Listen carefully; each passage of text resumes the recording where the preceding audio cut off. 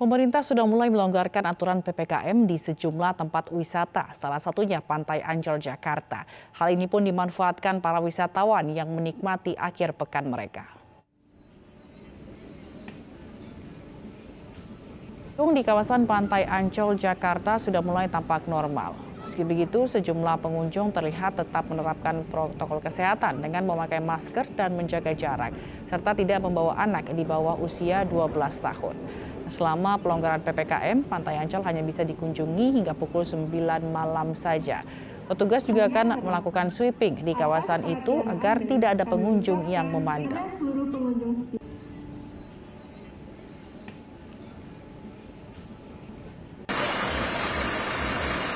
Sementara kawasan dunia fantasi atau Dufan juga diramaikan pengunjung di akhir pekan. Antrian panjang terjadi mulai di depan pintu masuk arena Dufan pada Minggu kemarin. Petugas membagi antrian ke dalam 3 baris agar tidak terjadi kerumunan. Selain pembatasan jam operasional dan kapasitas, wisatawan yang berkunjung adalah mereka yang sudah divaksin minimal dosis pertama. Setiap harinya penyemprotan disinfektan dilakukan sebanyak 2 kali sehari. Wisatawan yang hendak menaiki wahana pun wajib menggunakan hand sanitizer. Dan sebanyak 10 petugas Satgas COVID-19 secara rutin berpatroli untuk mengingatkan wisatawan terkait penerapan protokol kesehatan.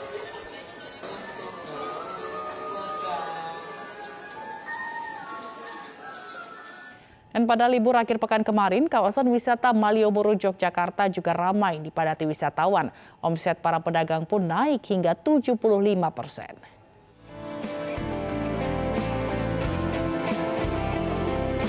Akhir pekan ini, kawasan wisata Malioboro, Yogyakarta kembali ramai.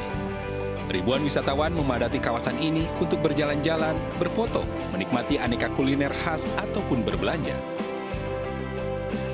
Situasi arus lalu lintas pun padat. Wisatawan dan pedagang wajib mematuhi protokol kesehatan, yakni dengan selalu memakai masker, menjaga jarak, dan mencuci tangan. Dibukanya kembali objek wisata Malioboro ini disambut baik para pedagang. Omset mereka pun kembali naik hingga 75%. Kalau untuk pedagang, kalau untuk pengunjung sih udah ada peningkatan ya Mas ya, terutama hari Sabtu dan Minggu. Long weekend itu ada peningkatan, tapi kalau untuk penjualan belum satu signifikan. Jadi masih agak standar. Tapi kalau dibanding dengan hari biasa ada peningkatan nggak? Ya.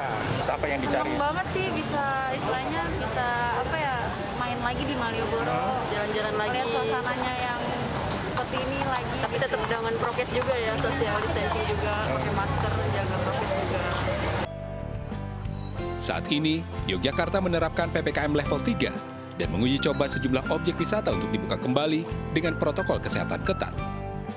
Dari Yogyakarta, Heru Trijoko, iNews melaporkan. Selain Ancol dan kawasan Malioboro, ini masyarakat juga memadati tempat-tempat wisata lainnya. Selain membuat objek wisata ramai, ramainya pengunjung ini juga memicu kemacetan lalu lintas.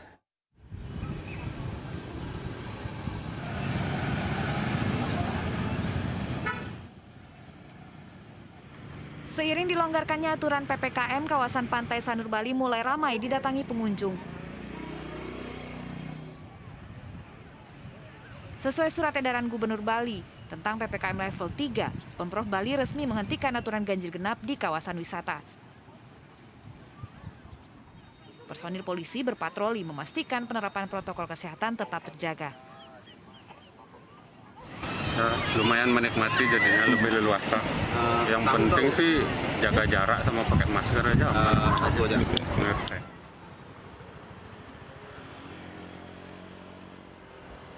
Sementara itu, jalur wisata menuju kawasan wisata Guci di Kabupaten Tegal, Jawa Tengah macet pada akhir pekan. Kemacetan dipicu dari banyaknya wisatawan yang menggunakan mobil pribadi dan juga sepeda motor. Pemotor yang tidak sabaran bahkan nekat menggunakan jalur yang melawan arah. Untuk menghindari kemacetan, pengelola objek wisata Guci menerapkan sistem buka tutup bagi pengendara. Tim Liputan iNews.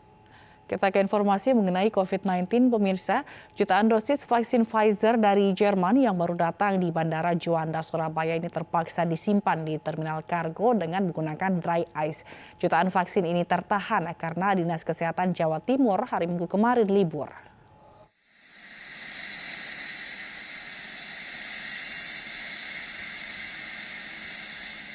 Jutaan dosis vaksin Pfizer yang tersimpan dalam 132 box dari Jerman tiba di Bandara Juanda, Surabaya, Jawa Timur Minggu sore dengan menggunakan pesawat kargo My Indo Airlines dengan pengawalan dan pengawasan ketat dari pihak keamanan bandara dan Bea Cukai Juanda.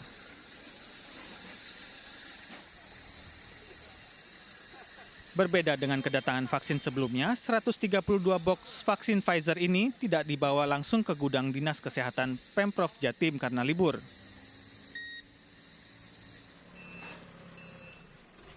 Vaksin terpaksa disimpan di terminal kargo Bandara Juanda yang tidak memiliki ruang pendingin, hanya mengandalkan dry ice yang berada di dalam box vaksin. Karena di Dinkes hari ini tutup, sementara akan kita simpan di gudang kita, besok baru akan didistribusi. Oh gitu ya. Totalnya ada berapa box ini, Pak? Ada sekitar 132 box. 132 box ya. Ini lebih banyak dari yang pertama kemarin ya? Betul, Pak, lebih banyak. Yang pertama kemarin? Yang pertama itu sekitar 36. 132 box vaksin Pfizer yang baru datang dari Jerman ini, menurut rencana baru akan diambil pihak Dinas Kesehatan Pemprov Jatim Senin pagi dan disebar ke sejumlah kota atau kabupaten di Jawa Timur. Dari Sidoarjo, Jawa Timur, Pramono Putra, iNews melaporkan. Sementara itu, Satgas Penanggulangan COVID-19 Provinsi Bali menggelar simulasi yang berlangsung di Gate Internasional Bandara Ngurah Rai. Simulasi digelar untuk pembukaan Bali menyambut kedatangan wisatawan mancanegara yang rencananya mulai 14 Oktober 2021 mendatang.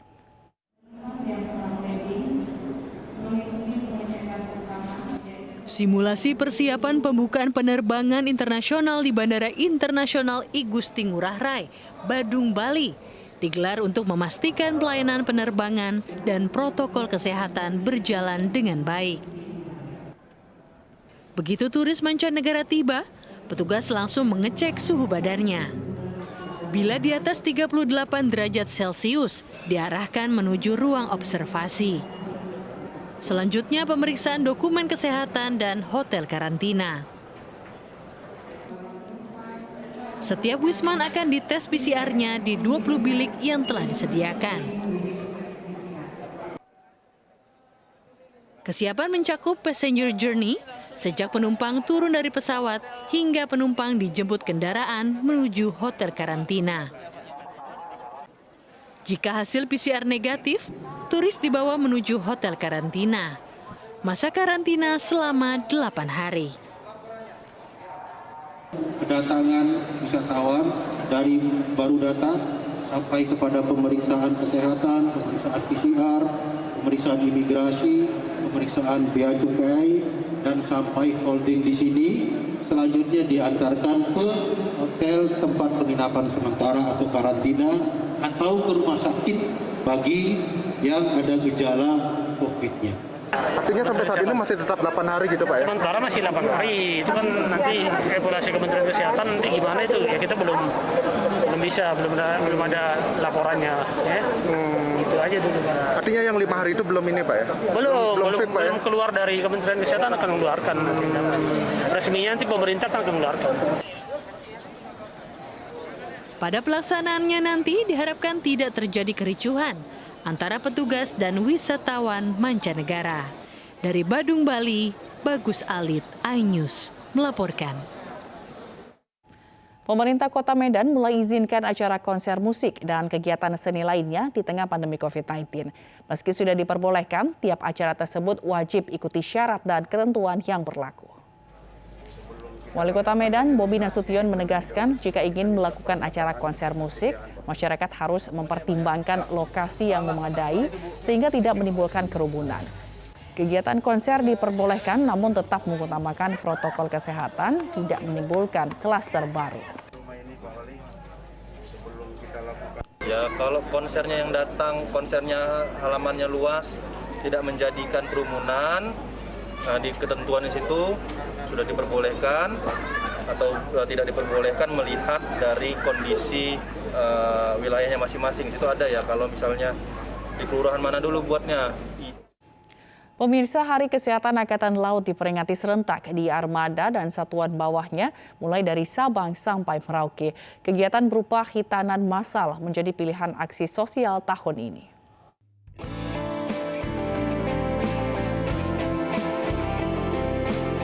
Dalam rangka memperingati Hari Kesehatan TNI Angkatan Laut tahun 2021, Koarmada 1 menggelar khitanan massal bertempat di gedung OB Syaaf, Mako Koarmada 1 Jakarta Sabtu lalu. Panglima Komando Armada 1 Laksamana Muda TNI Arsyad Abdullah menyampaikan bahwa kegiatan sosial ini dilaksanakan secara serentak di 82 titik di seluruh fasilitas kesehatan TNI Angkatan Laut dari Sabang sampai Merauke. Khusus di Koarmada 1 dilakukan khitanan massal dengan target sebanyak 50 orang, baik terhadap masyarakat sekitar dan keluarga anggota TNI Angkatan Laut. Bagi anak yang sudah dikhitan, diberikan bingkisan sebagai penghibur rasa takut. Kegiatan ini tetap menerapkan protokol kesehatan seperti memakai masker, mencuci tangan, dan menjaga jarak.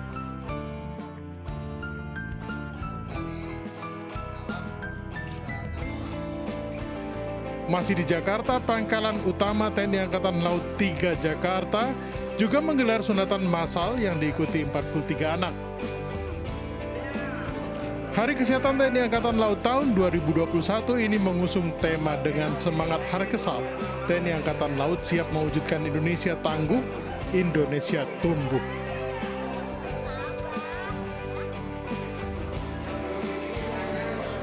Sementara dari Sorong, Papua Barat, salah satu bentuk kecintaan dan kepedulian terhadap masyarakat, Koarmada 3 juga gelar sunatan massal di Gedung Serbaguna Ikawangi, Kabupaten Sorong. Diskes Koarmada 3 semula menargetkan 50 anak, tetapi animo masyarakat sangat tinggi dan melebihi target, mencapai 100 orang yang terdaftar. Ratusan anak laki-laki ditemani orang tuanya mendapatkan bingkisan usai lakukan khitan.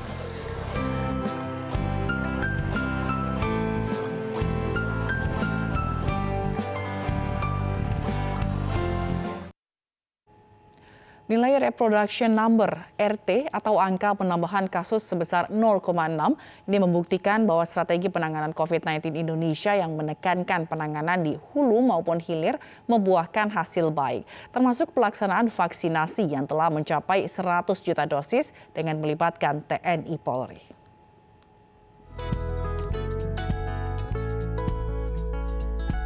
Indonesia membuktikan mampu melakukan penanganan COVID-19 dengan baik melalui berbagai kebijakan. Hal ini tercermin dari nilai reproduction number atau RT atau angka penambahan kasus sebesar 0,6 yang relatif rendah dibanding RT global dan negara lain. Strategi pengendalian COVID-19 yang menekankan penanganan di hulu maupun hilir disampaikan Menko Perekonomian Airlangga Hartarto pada acara seminar Sespimti Polri dan Sespimmen Polri 2021. Keberhasilan ini juga diikuti pelaksanaan vaksinasi yang telah mencapai 100 juta dosis dengan melibatkan TNI Polri. Reproduction rate-nya 0,6, berarti satu orang menularkan 0,6. Jadi ini turun terus. Jadi 2 orang baru menularkan 1. Nah ini kita sudah melihat bahwa strategi penanganan di hulu dan hilir terbukti membuktikan hasil yang baik, dan untuk itu kita berterima kasih. Pemerintah berterima kasih juga pada jajaran TNI dan Polri. Pemahaman terkait kebijakan strategis dalam pengelolaan pandemi COVID-19 guna terwujudnya pemulihan ekonomi nasional sangat diperlukan untuk mendukung pemerintah dalam penanganan situasi saat ini. Airlangga Hartarto juga menyampaikan untuk mewaspadai potensi penyebaran kasus COVID-19 dari perhelatan nasional dan internasional yang akan digelar dalam waktu dekat. Tim Liputan iNews melaporkan.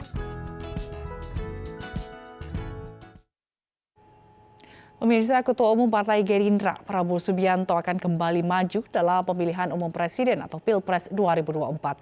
Hal itu disampaikan Sekjen Partai Gerindra Ahmad Muzani di sela rapat koordinasi daerah DPD Gerindra di Sulawesi Selatan.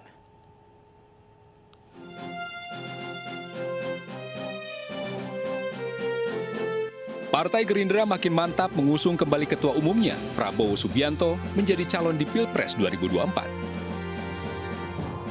Sekjen Partai Gerindra Ahmad Muzani mengatakan, permintaan agar Prabowo maju lagi sebagai Capres 2024 sangat masif.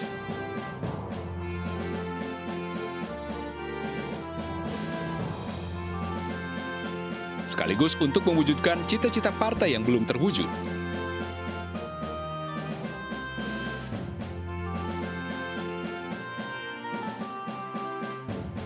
Kemantapan Partai Gerindra mengusung kembali Prabowo Subianto ke Pilpres 2024 dibarengi dengan tingkat elektabilitas Prabowo yang terus menguat di sejumlah survei Capres. Terakhir, di survei yang digelar SMRC, elektabilitas Prabowo masih teratas dengan 18,1% suara, disusul Ganjar Pranowo 15,8% dan Anies Baswedan 11,1%.